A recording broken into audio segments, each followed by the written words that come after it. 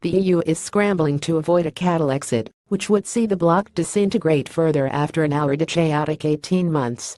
More than 2 million Catalan voters braved police brutality, which left 800 injured, to choose independence for Catalonia in Sunday's disputed referendum, according to Catalan authorities.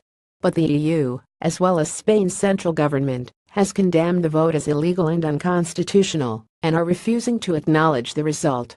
In a last-ditch attempt to bring Catalonia back under control, European Union officials have warned quitting Spain would also mean quitting the bloc.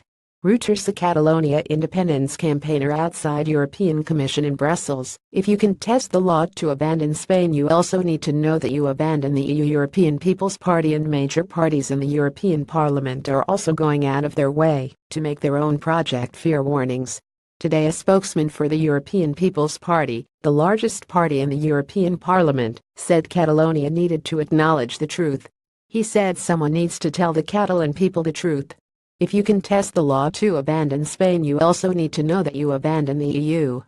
WED, October 4, 2017. People gather at Spanish police headquarters to stage a demonstration, supporting Catalonian independence and reacting against Spanish police's intervention. In Barcelona, a spokeswoman for the Socialists and Democrats party said the Spanish constitution needed to be recognized and respected.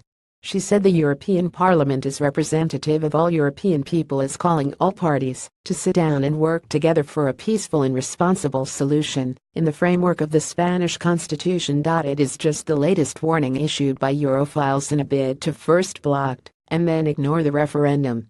Last week, the vote was slated by the Council of Europe (CO), an organization which promotes human rights, European culture and law, and democracy across the continent. It is a separate body to the EU. The Venice Commission, the CO's consultative body, said the vote does not meet the Commission's standards for a fair referendum, as it is not recognized by the Spanish government or its constitution.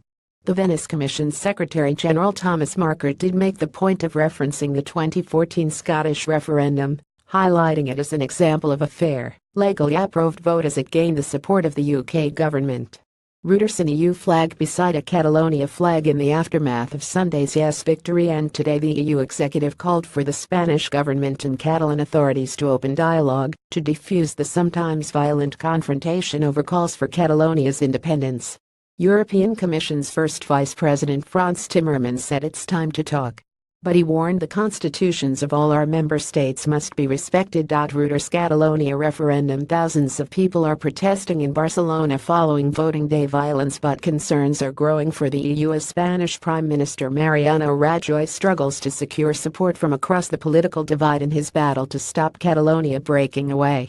The lack of consensus could compound Spain's worst political crisis for decades, with Mr. Rajoy now mulling the unprecedented step of invoking the constitution to dissolve the Catalan parliament and trigger regional elections. Catalonia will declare independence from Spain on Monday,